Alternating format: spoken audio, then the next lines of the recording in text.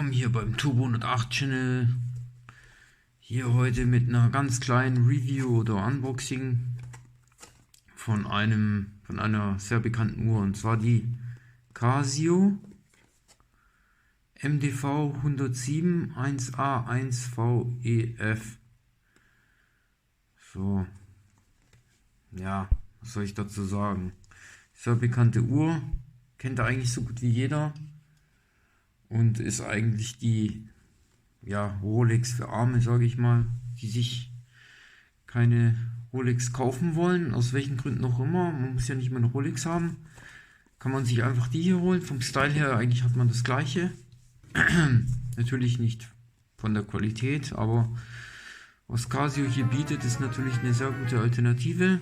Günstig, preiswert, um die 70 Euro rum. Machen wir es schon mal auf. Genau, hier ist der Schieber mit einer ganz schönen, eigentlich Carbon-Optik. Finde ich cool, dass die das auswählen, weil ich bin ja auch so ein Autoverrückter Nerd. Seht ihr ja in meinem Kanal Turbo 108. Was ich jetzt im Winter natürlich nicht so viele Videos drehe, ist ja klar, alle Autos sind gerade im Winterschlaf, aber im Sommer folgt natürlich mehr. Könnt ihr, wenn ihr Bock habt, einfach mal in meinen Channel reingehen. Da sind auch 2, 3 kleine Videos, die ich gemacht habe letztes Jahr über den Toyota zum Beispiel, der seltene, und den MX5, so nebenbei mal gesagt. Und wenn ihr natürlich folgen wollt und weiterhin Videos von mir sehen wollt, wie sowas wie heute jetzt, dann drückt doch gleich auf den Abo-Button. Also wird auf jeden Fall was Geiles kommen dabei, sage ich euch jetzt schon. Und kostet ja auch nichts. So, schaut euch das mal an. Hier, wow, richtig schön, ey. Diese Optik. Ich finde schön, wie das Innere so glänzt. Es reflektiert so schön. Ja, jetzt habe ich vergessen, da ganz noch was zu sagen, was drin ist. Zwar ist hier die Öffnung, dann seht ihr hier den Preistag, Preisschild und so weiter. Und darunter ist dann versteckt, kann man auch hier so öffnen. Dann ist da die Bedienungsanleitung, genau. Die tue ich dann gleich an die Uhr wieder dran, dieses kleine Ding.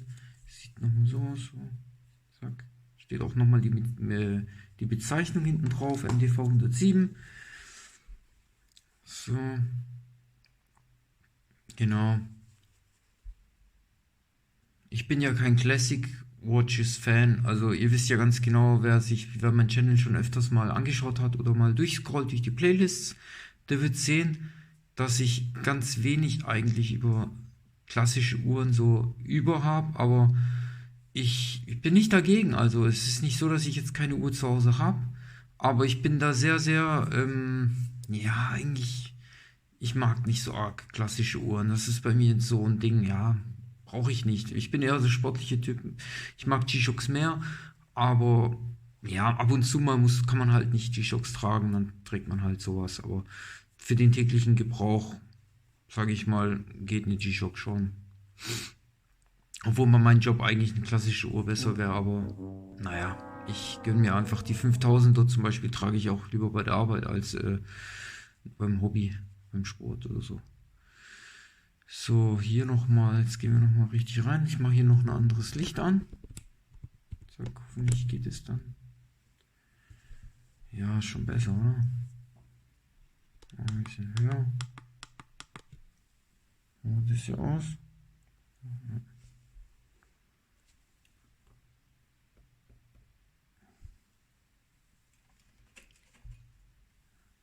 So. Schaut euch das mal an. Dieser schöne Rahmen. Und natürlich kann man hier drehen, das einstellen. Was ich eigentlich nie mache. Das tut echt weh. Ich hasse sowas. Ich lasse es immer schön in der Mitte, so wie es sein soll. Und so, ich bewege es eigentlich nie. Das ist jetzt nur Demonstration. Hinten sehen wir eine drehbare Drehverschluss, oder wie sagt man dazu? Drehdeckel, Drehschraubdeckel, keine Ahnung, ich habe es jetzt vergessen.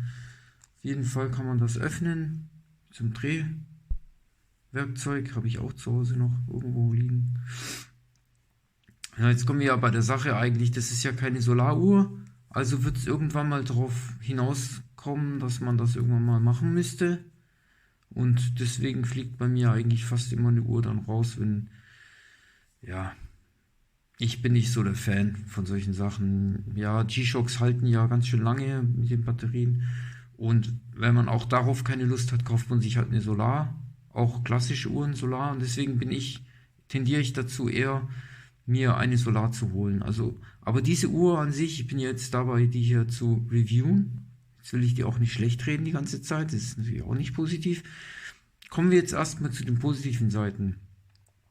Und zwar sieht man ja hier ein Ziffernblatt, schön, glänzend, sieht sehr klassisch aus, so wie eine alte Rolex halt, so wie bei James Bond.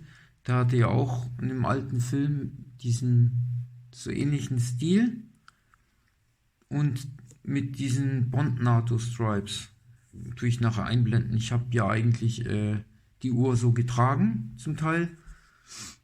Obwohl ich die Uhr vielleicht nur einmal anhatte, aber wenn ich sie getragen habe, dann einfach nur mit diesem Bond-NATO, weil diese Dinger hier, diese Resin G-Shock, so ähnlich wie G-Shock-Teile, die kann man einfach nicht mit klassischen Sachen. Das passt einfach nicht dazu. Da tut man das hier raus, lässt dann da ist ja drin, ein 22 mm Stäbchen lässt man drin und dann fädelt man da einfach eine NATO rein. Das ist eigentlich das Einfachste. Ansonsten hier steht Stainless Steel, also sollte eigentlich unter die Finger rosten, das ist klar, das ist schon mal gut. Stainless Steel sehen wir auch hier wieder. Dann hier steht Water Resistant 220 Bar, weil das ist ja sowas wie eine Diver-Uhr hier eigentlich auch. Früher hatten wir ja, habe ich so mitbekommen, dass hier ein kleiner Fisch war, der Merlin oder so. Und hinten war dann auch der Merlin drauf. Aber anscheinend haben die eine Lizenz nicht verlängern können, weil das Geld gekostet hat und Casio wollte das nicht mehr zahlen. Irgendwie sowas habe ich mitbekommen. Und deswegen fehlt ab der 107er Reihe, das ist ja hier kann man es ja sehen, MDV 107. Da gab es die MDV 106, glaube ich. Das war die vorherige Version.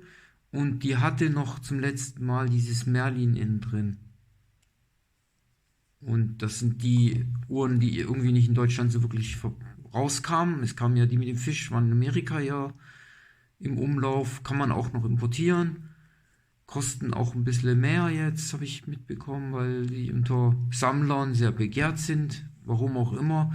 Viele wollen einfach nur einen Clean Look haben. Dann kauft man sich das hier. Da steht halt dann nur diese Water Resist WR 200 mm. Also, ja. Aber an sich ist es ein schönes Ding. Wirklich schön. Auch hier kann man das dann einstellen.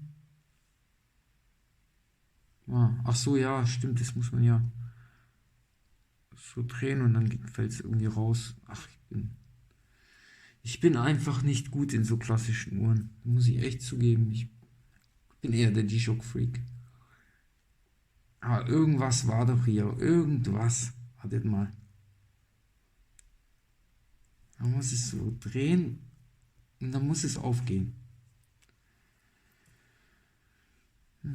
Das macht dann so einen Klick. Man muss es nach hinten drehen. Jetzt ist das Drehbare draußen, ja. Jetzt bewegt sich auch gar nichts mehr. Aber doch, bewegt sich immer noch. Ja, okay, aber ich kann es jetzt dann, wenn ich es ein bisschen reindrücke.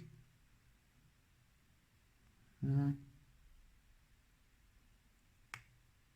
So, jetzt kann ich es. Jetzt habe ich es ganz rausgedrückt. Man muss es irgendwie noch länger ziehen, so. Da kann ich dann einstellen, wie viel Uhr es sind zum Beispiel.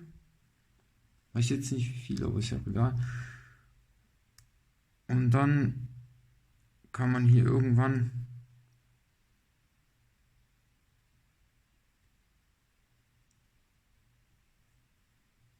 ja, Datumsanzeige ist ein bisschen lästig hier. Und dann tut man es wieder zudrehen. So. Bis es nicht mehr geht. Genau. Dann hat man schon die Uhrzeit eingestellt. Hat zwar nicht perfekt geklappt beim ersten Mal, aber ist ja auch egal. Ist ja nur jetzt zum Vorzeigen, dass es extra so eine eine Sicherung drin hat. Man kann es nicht einfach rausziehen. Man muss erst mal zurückdrehen, ja, bis es dann einfach aufgeht. Und dann rausziehen bis zum Ende und dann hochdrehen, je nachdem einstellen, wie man es will. Dann wieder zurück reindrücken und dann wieder hochdrehen. Ist ein bisschen rumgefummelt am Anfang, aber ja, ist halt so. Ich habe das auch nur bei dieser Uhr bis jetzt so erlebt. Ja, und hier sehen wir auch, hat es so ein also so ein Schliff hier, so, wie sagt man? Hier ist es glatt. Sieht man ja, das hat so ganz anderen Style. Und hier vorne ist es gebrushed, also so gebürstetes Metalllack-Technik. Also ist, glaube ich, auch gar nicht lackiert. Es ist einfach wirklich so gebürstet worden von der Seite. Und ich hoffe, man sieht es auf dem Bild. Ja. Hier ist es gebürstet hier vorne. Und dann, wenn man zur Seite schwenkt, da ist jetzt Fingerabdruck drauf, aber es ist glatt. Schön wie, ja, Chrom so. Chromfelgen-Style. Und hier auch schön chrommäßig. Also es ist echt schön gemacht. Wie halt eine klassische Uhr so sein soll. Das ist für mich ein Symbol der klassischen Uhr. So sind für mich klassische Uhren. So müssten die sein. Schlicht. Einfach Divers Watch. Schöne Taucheruhr. Und ja, was soll ich sagen? Was soll ich sagen, Leute? Wenn ihr günstig eine Uhr haben wollt, ist eigentlich fast schon unschlagbar. Diese Uhr hier, die kostet um die 70 Euro. Und auf dem Arm, genau, ich ziehe sie jetzt mal an. Habe ich ja fast schon vergessen, dass ich den Arm habe. Wartet mal. Ja, wie gesagt, das ist nur meine Meinung, gell? Also, und jeder kann sich ja sein eigenes Bild. Manche schwören ja auf die Uhr, ist ja gut. Ich finde es auch nicht schlecht, wie gesagt, aber es ist einfach nicht meins, ja. Allgemein klassisch Uhren. Ich kaufe mir ja nicht mal ich will ja nicht mal eine Rolex, ich würde sie sofort gleich wieder verkaufen. So sieht's aus.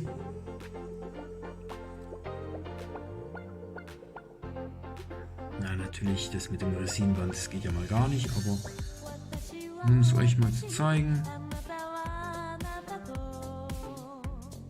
Zack. Zack. Schöne Uhr. Man kann sich echt sehen lassen. Also wenn ich die jetzt so anhabe, ich könnte mir vorstellen, jetzt bin ich gerade irgendwo in der Kasse oder gehe irgendwo hin, zu einer Veranstaltung, Party, hol so ein Getränk in die Hand und dann guckt man sofort auf die Uhr und man denkt sich, okay, Plastik müsst ihr natürlich weg. Vergesst einfach, zieht es einfach nicht an. Ihr könnt euch auch ein Metallarmband kaufen, das für 22 mm verbunden werden kann. Habe ich auch mal gemacht. Und dann sieht die Uhr komplett aus. Die frisst sogar Rolexen auf, Mann, zum Frühstück. Okay, ich übertreibe es ein bisschen, aber ich weiß nicht, ihr wisst, was ich meine. Also es ist echt, es sieht nicht schlecht aus. Dieser Sonnenschliff, alles perfekt. Das tut richtig gut. Reflektieren und so. Und jetzt, wenn ihr fragt, warum trennt er sich von dieser Uhr? Wieso? Naja, ich habe ja noch ein paar Sachen auf dem Petto, die ich euch zeigen kann. Und ich habe natürlich auch andere Uhren, die ich, nicht nur G-Shocks, auch klassische Uhren ein paar. Nicht viele, ich habe eigentlich nur 3. Und die sind für mich eigentlich, die decken alles ab. Ich brauche dann keine andere mehr. Die ist klassisch, ich habe eine sportliche, ich habe eine mittelklassische, das ist meine erste Uhr, die ich mir in meinem Leben jemals gekauft habe. Die habe ich natürlich noch aufbewahrt. Und dann habe ich noch eine, die ist so, ja, auch Racing-mäßig so. Ja.